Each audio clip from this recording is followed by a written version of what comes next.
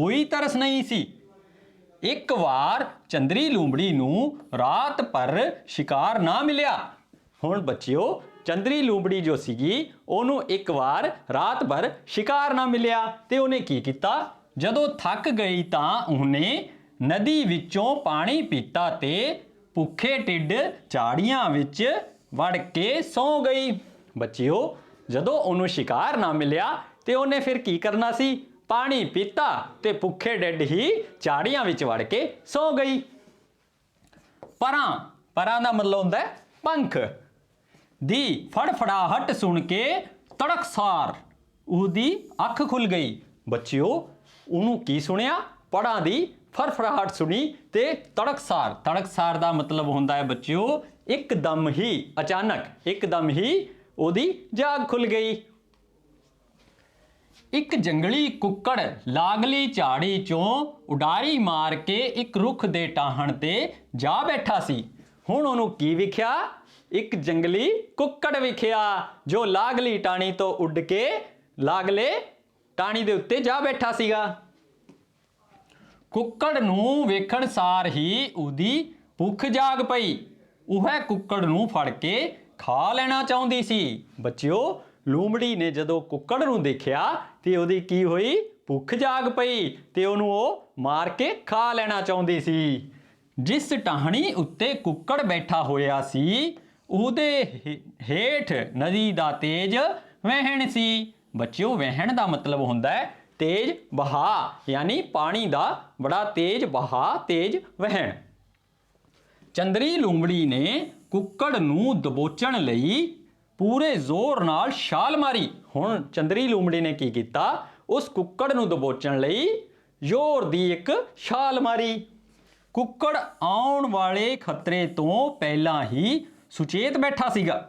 हुण कुक्कड़ जो सी ਉਹ ਆਉਣ ਵਾਲੇ ਖਤਰੇ ਤੋਂ ਪਹਿਲਾਂ ਹੀ ਸੁਚੇਤ ਸੀ। ਉਹਨੂੰ ਪਤਾ ਸੀਗਾ ਕਿ ਲੂੰਬੜੀ ਕਦੋਂ ਵੀ ਮੇਰੇ ਉੱਤੇ ਝਪੱਟਾ ਮਾਰ ਸਕਦੀ ਹੈ।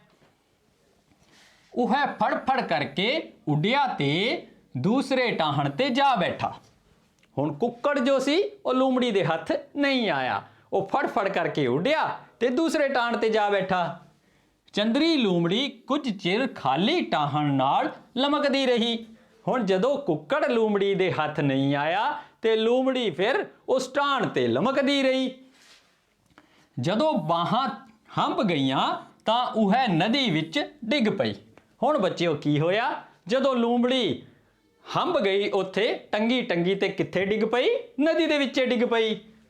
ਉਹਨੇ ਕਿਨਾਰੇ ਵੱਲ ਆਉਣ ਲਈ ਹੱਥ ਪੈਰ ਮਾਰੇ ਪਰ ਨਦੀ ਦਾ ਵਹਿਣ ਉਹਨੂੰ ਰੋੜ ਕੇ ਲੈ ਗਿਆ। ਹੁਣ ਬੱਚਿਓ ਨਦੀ ਦੇ ਵਿੱਚ ਜਦੋਂ ਡਿੱਗ ਪਈ ਤੇ ਉਹਨੇ ਬਾਹਰ ਨਿਕਲਣ ਵਾਸਤੇ ਹੱਥ ਪੈਰ ਤਾਂ ਬਹੁਤ ਮਾਰੇ ਪਰ ਨਿਕਲ ਨਾ ਸਕੀ ਤੇ ਨਦੀ ਦੇ ਵਹਿਣ ਦੇ ਨਾਲ ਹੀ ਉਹ ਦੂਰ ਚਲੀ ਗਈ। ਪਾਣੀ ਦੇ ਵਹਿਣ ਤੇ ਹਵਾ ਦੇ ਥਪੇੜਿਆਂ ਨੇ ਬੇਹੋਸ਼ੀ ਦੀ ਹਾਲਤ ਵਿੱਚ ਉਹਨੂੰ ਨਦੀ ਦੇ ਦੂਸਰੇ ਕਿਨਾਰੇ ਤੇ ਲਿਜਾ ਸੁੱਟਿਆ। ਹੁਣ ਪਾਣੀ ਦੇ ਥਪੇੜਿਆਂ ਨਾਲ ਤੇ ਹਵਾ ਦੇ ਥਪੇੜਿਆਂ ਨਾਲ ਉਹ ਕਿੱਥੇ ਪਹੁੰਚ ਗਈ, नदी दे दूसरे किनारे ते पहुंच गई। और दूसरे किनारे ते की सी बच्चिओ, आओ देखते हैं। जदों चंदरी लूंबड़ी नूं होश आई तां उह अपने आले दुआले जीवां दी भीड़ लगी वेख के हैरान रह गई। हुण जदों लोंबड़ी बेहोश हो गई नदी दे विच और दूसरे किनारे ते जदों ओनू होश आया तां उहने की वेख्या अपने आले दुआले कि जनोरां दी भीड़ लगी हुई है। वन सुवन्ने जीवां विच कौन कौन सन बच्चिओ, देखो हिरन, बांदर, खरगोश, कंडियाला, बतख ते होर भी कई सन। भुखण पानी लूंबड़ी दा जी कीता कि उह दो चहू नूं दबोच के अपना ढिड भर लवे।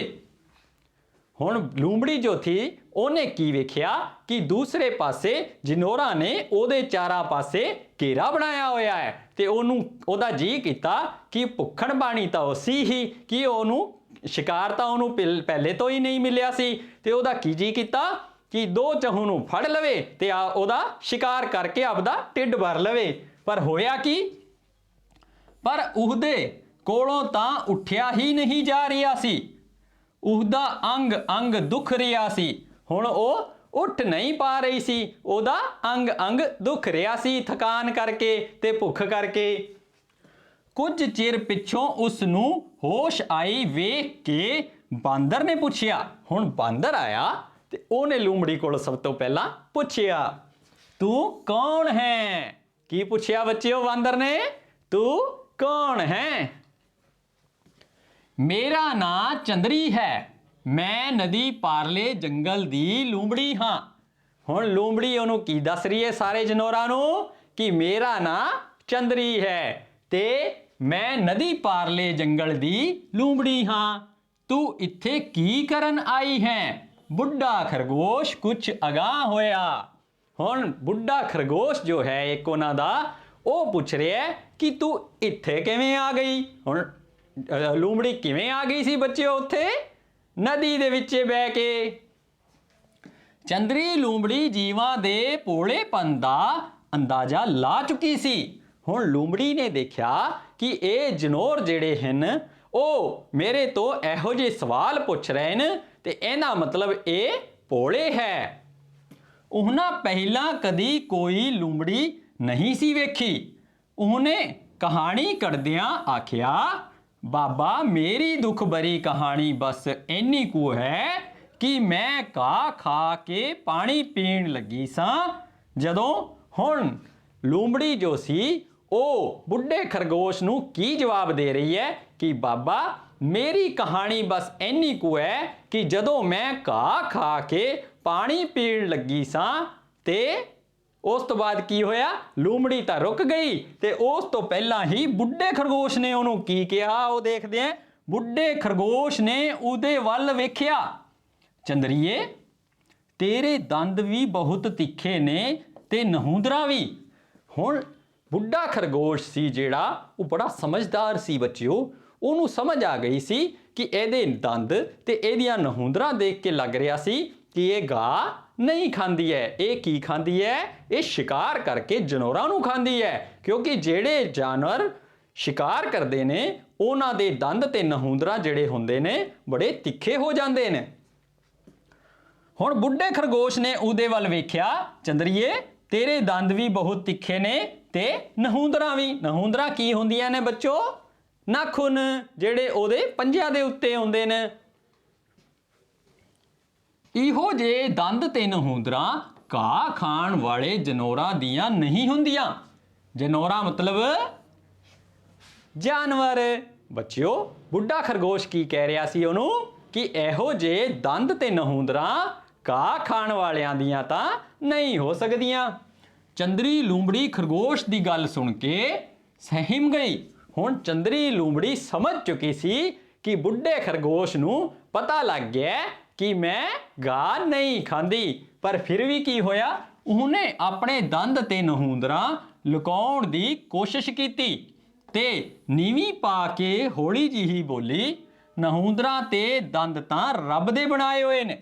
ਹੁਣ ਚੰਦਰੀ ਲੂੰਬੜੀ ਨੇ ਅਗਲੀ ਕਹਾਣੀ ਘੜਤੀ ਤੇ ਕੀ ਬੋਲਿਆ ਕਿ ਦੰਦ ਤੇ ਨਹੂੰਦਰਾਂ ਤਾਂ ਰੱਬ ਦੇ ਬਣਾਏ ਹੋਏ ਨੇ।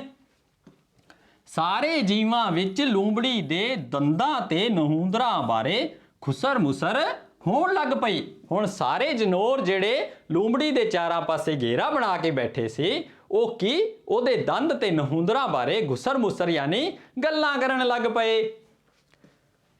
ਬਤਕ ਨੇ ਕੁਐਂਕ ਕੁਐਂਕ ਕੀਤੀ। ਬਤਕ ਕੀ ਕਰਦੀ ਹੈ ਬੱਚਿਓ? ਕੁਐਂਕ ਕੁਐਂਕ। ਤੇ ਬਤਕ ਨੇ ਕੁਐਂਕ ਕੁਐਂਕ ਕੀ ਕੀਤੀ? ਤੁਸੀਂ ਪਹਿਲਾਂ ਪੂਰੀ ਕਹਾਣੀ ਤਾਂ ਸੁਣ ਲਵੋ। ਬਤਕ ਦੀ ਗੱਲ ਤੇ ਸਾਰੇ ਚੁੱਪ ਕਰ ਗਏ।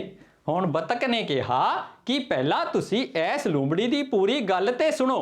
ਤੇ ਉਹਦੀ ਗੱਲ ਸੁਣ ਕੇ ਸਾਰੇ ਜਨੌਰ ਜਿਹੜੇ ਸੀ ਉਹ ਚੁੱਪ ਕਰ ਗਏ। ਤੇ ਅੱਗੇ ਵੇਖਦੇ ਹਾਂ ਹੁਣ ਲੂੰਬੜੀ ਕੀ ਕਹਿੰਦੀ ਹੈ।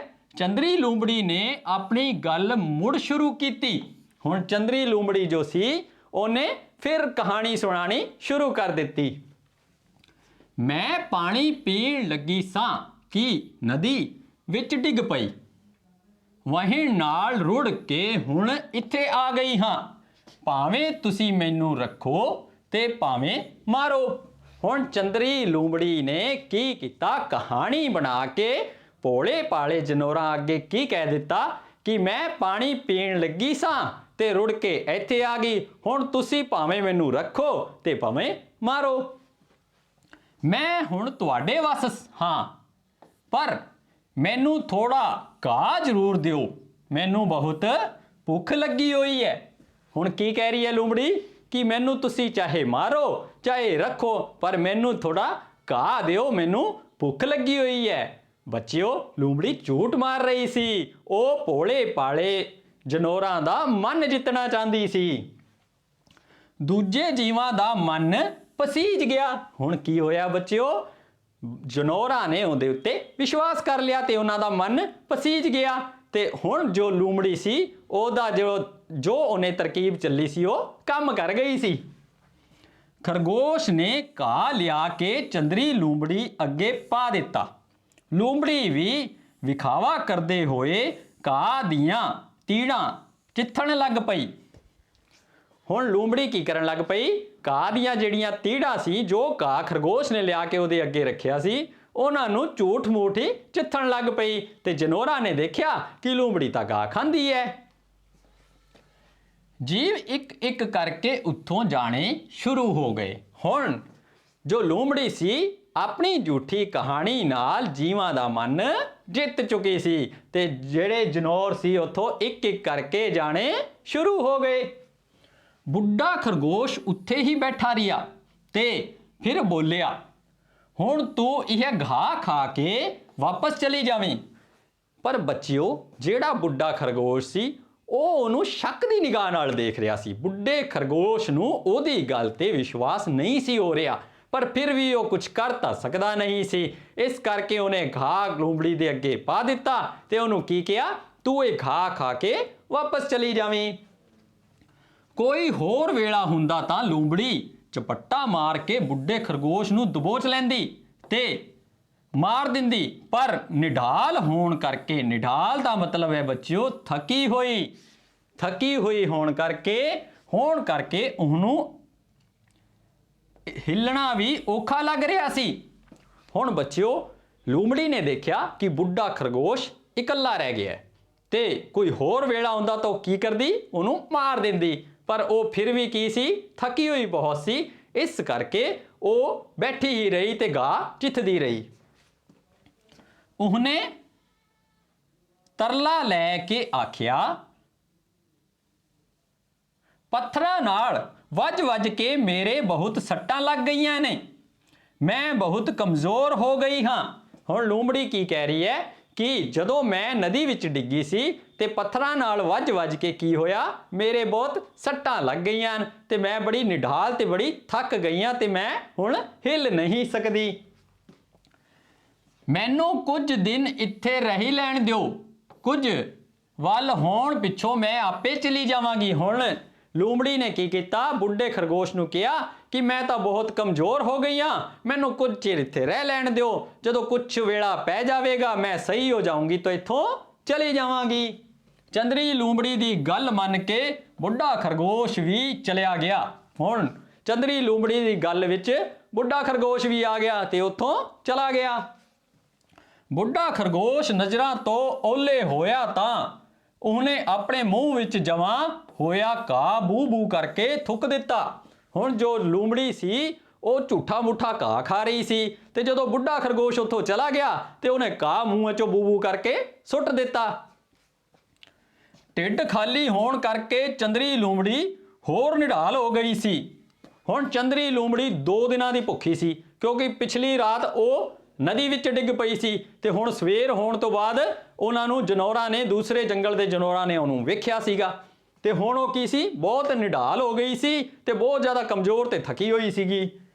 ਸਰੀਰ ਦੀ ਕਮਜ਼ੋਰੀ ਤੇ ਸੱਟਾਂ ਕਰਕੇ ਉਹ ਉੱਠਣ ਜੋਗੀ ਨਹੀਂ ਰਹੀ ਸੀ। ਚੰਦਰੀ ਲੂੰਬੜੀ ਨੂੰ ਆਪਣੇ ਆਪ ਤੇ ਤਰਸ ਆਉਣ ਲੱਗ ਪਿਆ ਸੀ।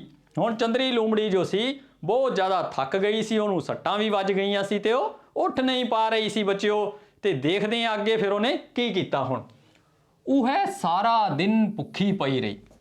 ਹੁਣ ਅਗਲਾ ਦਿਨ ਵੀ ਬੀਤ ਗਿਆ ਤੇ ਉਹ ਸਾਰਾ ਦਿਨ ਕੀ ਪਈ ਰਹੀ, ਭੁੱਖੀ ਉੱਥੇ ਪਈ ਰਹੀ, ਕਿਉਂਕਿ ਉਹ ਕੁਝ ਕਰ ਤਾਂ ਸਕਦੀ ਨਹੀਂ ਸੀ। ਰਾਤ ਵੇਲੇ ਇੱਕ ਖਰਗੋਸ਼ ਕੁਰਨੇ ਵੱਲ ਪਰਤ ਰਿਹਾ ਸੀ।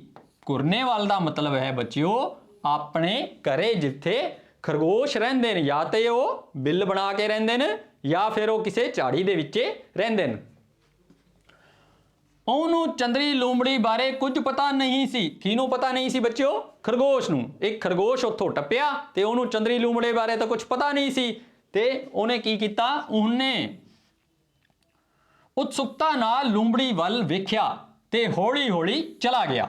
ਲੂੰਬੜੀ ਮੁਸਕਰਾਈ ਤਾਂ ਉਹਦੀ ਝਿਜਕ ਜਾਂਦੀ ਰਹੀ। ਹੁਣ ਜੋ ਉਹ ਖਰਗੋਸ਼ ਸੀ ਉਹਨੂੰ ਵੇਖ ਕੇ ਲੂੰਬੜੀ ਨੇ ਕੀ ਕੀਤਾ? ਉਹਨੂੰ ਵੇਖ ਕੇ ਮੁਸਕਰਾਈ। ਜਦੋਂ ਮੁਸਕਰਾਈ ਤੇ ਖਰਗੋਸ਼ ਨੇ ਸੋਚਿਆ ਇਹਦੇ ਤੋਂ ਮੈਨੂੰ ਕੋਈ ਖਤਰਾ ਨਹੀਂ ਹੈ, ਤੇ ਉਹ ਖੁਸ਼ ਹੋਇਆ ਤੇ ਹੱਸਿਆ ਤੇ ਉੱਥੋਂ ਝਿਜਕ ਉਹਦੀ ਜਾਂਦੀ ਰਹੀ ਤੇ ਉੱਥੋਂ ਚਲਾ ਗਿਆ। ਉਹ ਚੰਦਰੀ ਲੂੰਬੜੀ ਨੇ ਇੱਕ ਵਾਰ ਚੁਫੇਰੇ ਵੇਖਿਆ ਤੇ ਫਿਰ ਖਰਗੋਸ਼ ਨੂੰ ਪੰਜਿਆਂ ਵਿੱਚ ਦਬੋਚ ਲਿਆ।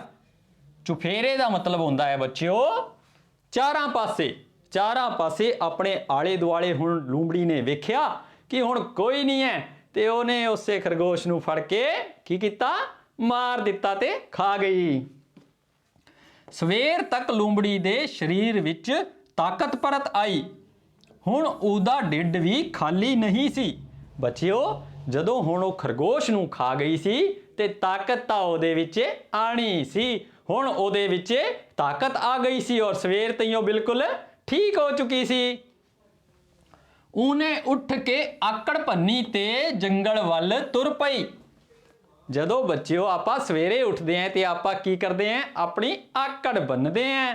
ਤੇ ਐਵੇਂ ਹੀ ਲੂੰਬੜੀ ਦੇ ਵਿੱਚ ਵੀ ਹੁਣ ਰਾਤੀ ਖਾਦੇ ਖਰਗੋਸ਼ ਦੀ ਤਾਕਤ ਆ ਗਈ ਸੀ ਔਰ ਉਹਨੇ ਆਪਦੀ ਆਕੜ ਬੰਨੀ ਤੇ ਹੁਣ ਉਹ ਕਿੱਧਰ ਚੱਲ ਪਈ? ਜੰਗਲ ਵੱਲ ਚੱਲ ਪਈ। ਜੰਗਲ ਵਿੱਚ ਸਾਰਾ ਕੁਝ ਪਹਿਲਾਂ ਵਾਂਗ ਹੀ ਸੀ। ਕੁਝ ਦਿਨਾਂ ਤੋਂ ਖਰਗੋਸ਼ ਇੱਕ ਕਰਕੇ ਗੁੰਮ ਹੋ ਰਹੇ ਸਨ। ਹੁਣ ਬੱਚਿਓ ਤੁਸੀਂ ਦੱਸੋ ਕਿ ਖਰਗੋਸ਼ ਇੱਕ ਕਰਕੇ ਕਿਉਂ ਗੁੰਮ ਹੋ ਰਹੇ ਸਨ? ਕਿਉਂਕਿ ਲੂੰਬੜੀ ਮੌਕਾ ਦੇਖਦੇ ਹੀ ਇੱਕ ਨਾ ਇੱਕ ਖਰਗੋਸ਼ ਨੂੰ ਦਬੋਚ ਕੇ ਮਾਰ ਕੇ ਖਾ ਜਾਂਦੀ ਸੀ। ਹੁਣ ਲੂੰਬੜੀ ਦਾ ਬਹੁਤ ਵਧੀਆ ਟਾਈਮ ਚੱਲ ਰਿਹਾ ਸੀ ਬੱਚਿਓ, ਕਿਉਂਕਿ ਉਹ ਜਦੋਂ ਵੀ ਦੇਖਦੀ ਕੋਈ ਖਰਗੋਸ਼ ਕੱਲਾ ਹੁੰਦਾ ਤੇ ਉਹਨੂੰ ਦਬੋਚ ਕੇ ਖਾ ਜਾਂਦੀ। ਲੇਕਿਨ ਇਸ ਗੱਲ ਦਾ ਪਤਾ ਕਿਸੇ ਨੂੰ ਵੀ ਨਹੀਂ ਚੱਲ ਰਿਹਾ ਸੀ। ਜੰਗਲ ਵਿੱਚ ਗਿਆ ਕੱਲਾ ਕਾਰਾ ਖਰਗੋਸ਼ ਕਦੀ ਵੀ ਪਰਤ ਕੇ ਘਰ ਨਹੀਂ ਆਇਆ ਸੀ, ਨਹੀਂ ਸੀ ਆਉਂਦਾ। ਬੱਚਿਓ ਹੁਣ ਖਰਗੋਸ਼ ਜੋ ਵੀ ਕੱਲਾ ਕਾਰਾ ਜੰਗਲ ਵਿੱਚ ਜਾਂਦਾ ਸੀ ਉਹ ਪਰਤ ਕੇ ਕਦੇ ਵਾਪਿਸ ਨਹੀਂ ਆਉਂਦਾ ਸੀ। ਕਿਉਂ ਨਹੀਂ ਆਉਂਦਾ ਸੀ? ਕਿਉਂਕਿ ਲੂੰਬੜੀ ਉਹਨੂੰ ਮਾਰ ਕੇ ਖਾ ਜਾਂਦੀ ਸੀ।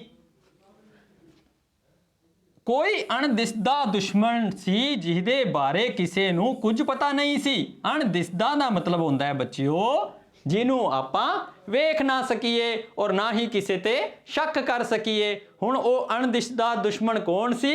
ਲੂੰਬੜੀ ਸੀ। ਲੇਕਿਨ ਜੰਗਲ ਦੇ ਜਨੌਰਾਂ ਨੂੰ ਕਿਸੇ ਨੂੰ ਵੀ ਉਸਦੇ ਬਾਰੇ ਇਸ ਗੱਲ ਦਾ ਪਤਾ ਨਹੀਂ ਸੀ ਕਿ ਖਰਗੋਸ਼ ਨੂੰ ਕੌਣ ਮਾਰ ਰਿਹਾ ਸੀ? ਲੂੰਬੜੀ ਮਾਰ ਰਹੀ ਸੀ। ਚੰਦਰੀ ਲੂੰਬੜੀ ਦਿਨ ਵੇਲੇ ਆਲੂਏ ਖਰਗੋਸ਼ਾਂ ਨਾਲ ਖੂਬ ਖੇਡਦੀ ਸੀ। ਉਹਨਾਂ ਨੂੰ ਹਰ ਹਾਲੇ ਫਸਾਉਣ ਦੀ ਵੀ ਕੋਸ਼ਿਸ਼ ਕਰਦੀ ਰਹਿੰਦੀ ਸੀ। ਹੁਣ ਖਰਗੋਸ਼ਾਂ ਨਾਲ ਕੀ ਕਰਦੀ ਸੀ ਚੰਦਰੀ ਲੂੰਬੜੀ? ਦਿਨ ਦੇ ਵੇਲੇ ਖੂਬ ਖੇਡਦੀ ਸੀ। ਖੇਡਦੀ ਉਹਨਾਂ ਨੂੰ ਹਸਾਉਣ ਦੀ ਕੋਸ਼ਿਸ਼ ਵੀ ਕਰਦੀ ਰਹਿੰਦੀ ਸੀ। ਇਸ ਕਰਕੇ ਖਰਗੋਸ਼ ਉਹਦੇ ਤੇ ਸ਼ੱਕ ਨਹੀਂ ਕਰਦੇ ਸੀ। ਲੇਕਿਨ ਕੀ ਹੋ ਰਿਹਾ ਸੀ? ਉਹਨਾਂ ਨਾਲ ਬਹਿ ਕੇ ਉਹ ਘਾਹ ਖਾਣ ਦਾ ਵੀ ਵਿਖਾਵਾ ਵੀ ਕਰਦੀ ਸੀ। ਉਹ ਉੱਥੇ ਕੋਈ ਸ਼ੱਕ ਨਹੀਂ ਕਰਦਾ। ਹੁਣ ਲੂੰਬੜੀ ਦੇ ਉੱਤੇ ਬੱਚਿਓ ਕੋਈ ਵੀ ਸ਼ੱਕ ਨਹੀਂ ਜਾ ਰਿਹਾ ਸੀ। ਕਿਉਂ? ਕਿਉਂਕਿ ਉਹ ਖਰਗੋਸ਼ਾਂ ਨਾਲ ਸਾਰਾ ਦਿਨ ਖੇਡਦੀ ਰਹਿੰਦੀ ਸੀ, ਨਾਲੇ ਕੀ ਕਰਦੀ ਸੀ? ਉਹਨਾਂ ਨਾਲ ਬੈਠ ਕੇ ਘਾਹ ਖਾਂਦੀ ਰਹਿੰਦੀ ਸੀ। ਇਸ ਕਰਕੇ ਲੂੰਬੜੀ ਤੇ ਕੋਈ ਸ਼ੱਕ ਨਹੀਂ ਸੀ ਕਰ ਰਿਹਾ। ਖਰਗੋਸ਼ ਬਹੁਤ ਭੋਲੇ ਸਨ। ਬੱਚਿਓ ਖਰਗੋਸ਼ ਜਿਹੜਾ ਹੁੰਦਾ ਹੈ ਉਹ ਬਹੁਤ ਛੋਟਾ ਜਿਹਾ, ਮਾਸੂਮ ਜਿਹਾ ਤੇ ਭੋਲਾ ਹੁੰਦਾ ਹੈ। ਉਹ ਦਿਨ ਵੇਲੇ ਆਪਣੀ ਮੁਸੀਬਤ ਭੁੱਲ ਜਾਂਦੇ ਸਨ ਤੇ ਰਾਤ ਵੇਲੇ ਖਤਰਿਆਂ ਵਿੱਚ ਘਿਰ ਜਾਂਦੇ ਸਨ। ਹੁਣ ਜੋ ਖਰਗੋਸ਼ ਸੀ ਬੱਚਿਓ ਉਹ ਕੀ ਕਰਦੇ ਸੀ? ਦਿਨ ਵੇਲੇ ਖੇਡ ਵਿੱਚ ਹਸੀ ਵਿੱਚ ਆਪਦੇ ਖਤਰੇ ਨੂੰ ਭੁੱਲ ਜਾਇਆ ਕਰਦੇ ਸੀ। ਲੇਕਿਨ ਰਾਤ ਵੇਲੇ ਕੀ ਹੁੰਦਾ ਸੀ? ਖਤਰੇ ਵਿੱਚ ਘਿਰ ਜਾਂਦੇ ਸੀਗੇ। ਇੱਕ ਦਿਨ ਭੋਲੂ, ਪੀਲਾ, ਛੋਟੂ ਤੇ ਹੋਰ ਕਈ ਖਰਗੋਸ਼ ਖੇਡਦੇ ਦੂਰ ਨਿਕਲ ਗਏ। ਵਾਪਸ ਆਉਂਦਿਆਂ ਗੂੜਾ ਹਨੇਰਾ ਫੈਲ ਗਿਆ। ਰਾਤ ਵਿੱਚ ਉਹਨਾਂ ਨੇ ਇੱਕ ਭਿਆਨਕ ਦ੍ਰਿਸ਼ ਵੇਖਿਆ। ਉਹ ਸਹਿਮ ਕੇ ਖਲੋ ਗਏ। ਬੱਚਿਓ ਹੁਣ ਭੋਲੂ, ਪੀਲਾ ਤੇ ਛੋਟੂ ਤੇ ਹੋਰ ਕਈ ਸਾਰੇ ਖਰਗੋਸ਼ਾਂ ਨੇ ਕੀ ਦ੍ਰਿਸ਼ ਵੇਖਿਆ। ਦੂਰ ਜੰਗਲ ਵਿੱਚ ਨਿਕਲ ਗਏ। ਵਾਪਸ ਜਦੋਂ ਪਰਤ ਰਹੇ ਸਨ ਤੇ ਉਹਨਾਂ ਨੇ ਇੱਕ ਭਿਆਨਕ ਦ੍ਰਿਸ਼ ਦੇਖਿਆ। ਕੀ ਦ੍ਰਿਸ਼ ਦੇਖਿਆ ਉਹ ਦੇਖਦੇ ਹਾਂ। ਚੰਦਰੀ ਲੂੰਬੜੀ ਕਿਸੇ ਇਕੱਲੇ ਖਰਗੋਸ਼ ਦੀ ਤਾਕ ਵਿੱਚ ਬੈਠੀ ਹੋਈ ਸੀ। ਉਹਨੇ ਸਹੀ ਕੇ ਇੱਕ ਖਰਗੋਸ਼ ਤੇ ਝਪੱਟਾ ਮਾਰਿਆ ਤੇ ਉਹਦੀ ਚੀਰ-ਫਾੜ ਕਰਨ ਲੱਗ ਪਈ। ਬੱਚਿਓ ਅੱਜ ਉਹਦਾ ਰਾਜ ਖੁੱਲ ਗਿਆ ਸੀ। ਉਹਨੇ ਕੀ ਕੀਤਾ, ਇੱਕ ਇਕੱਲਾ ਖਰਗੋਸ਼ ਵੇਖਿਆ ਤੇ ਉਹਦੇ ਤੇ ਝਪੱਟਾ ਮਾਰ ਕੇ ਉਹਦੀ ਚੀਰ-ਫਾੜ ਕਰਨ ਲੱਗ ਪਈ। ਤੇ ਉਹਨੂੰ ਕਿਹਨੇ ਵੇਖ ਲਿਆ, ਖਰਗੋਸ਼ਾਂ ਦੇ ਇੱਕ ਝੁੰਡ ਨੇ ਦੇਖ ਲਿਆ। ਖਰਗੋਸ਼ਾਂ ਦੇ ਗੁੰਮ ਹੋਣ ਦਾ ਭੇਦ ਇੱਕਦਮ ਖੁੱਲ ਗਿਆ। ਬੱਚਿਓ ਅੱਜ ਉਹਦਾ ਭੇਤ ਜੋ ਸੀ ਉਹ ਖੁੱਲ ਗਿਆ ਸੀ ਕਿ ਇੱਕ ਇੱਕ ਕਰਕੇ ਖਰਗੋਸ਼ ਕਿਉਂ ਖਤਮ ਹੋ ਰਹੇ ਸੀ। ਉਹ ਇੰਨੇ ਰੋਹ ਵਿੱਚ ਆ ਗਏ ਕਿ ਉਹਨਾਂ ਨੂੰ ਆਪਣੇ ਖਰਗੋਸ਼ ਹੋਣ ਦਾ ਚੇਤਾ ਹੀ ਨਾ ਰਿਹਾ। ਹੁਣ ਬੱਚਿਓ ਜਦੋਂ ਖਰਗੋਸ਼ਾਂ ਨੇ ਇਹ ਦ੍ਰਿਸ਼ ਦੇਖਿਆ ਤੇ ਉਹਨਾਂ ਨੂੰ ਬਹੁਤ ਗੁੱਸਾ ਆਇਆ।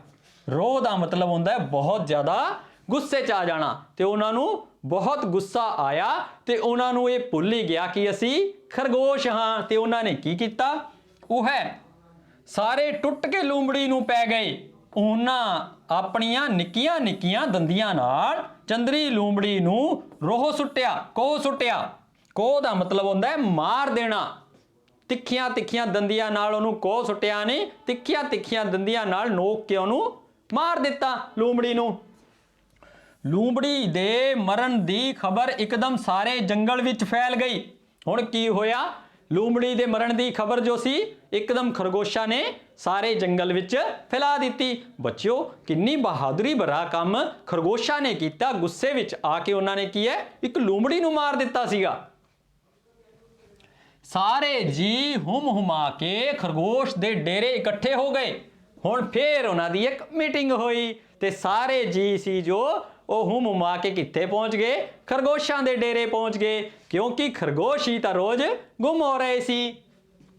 ਸਾਰਿਆਂ ਜੀਵਾਂ ਨੇ ਬਹੁਤ ਦਿਨਾਂ ਪਿੱਛੋਂ ਬੁੱਢੇ ਖਰਗੋਸ਼ ਦੇ ਚਿਹਰੇ ਤੇ ਖੁਸ਼ੀ ਦੀ ਚਮਕ ਵੇਖੀ। ਹੁਣ ਜੋ ਬੁੱਢਾ ਖਰਗੋਸ਼ ਸੀ ਸਭ ਤੋਂ ਜ਼ਿਆਦਾ ਉਹੀ ਪਰੇਸ਼ਾਨ ਹੋ ਰਿਹਾ ਸੀ ਕਿ ਰੋਜ਼ ਖਰਗੋਸ਼ ਜੋ ਹੋ ਰਹੇ ਸੀ ਗੁੰਮ ਹੋ ਰਹੇ ਸੀ। ਤੇ ਉਹਨਾਂ ਨੇ ਪਹਿਲੀ ਵਾਰ ਸਾਰੇ ਜਨੌਰਾਂ ਨੇ ਬੁੱਢੇ ਖਰਗੋਸ਼ ਦੇ ਚਿਹਰੇ ਤੇ ਚਮਕ ਵੇਖੀ।